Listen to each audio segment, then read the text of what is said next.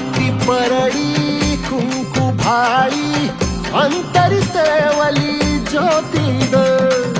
भंडाऱ्याची मुठ उधळली पाप जळली कोटी ग सेवेसाठी आलो दुरुनी तूच जीवाचा जीव स्वामी होऊ दे मंगल आई ग हाती परडी कुंकू भाळी अंतरित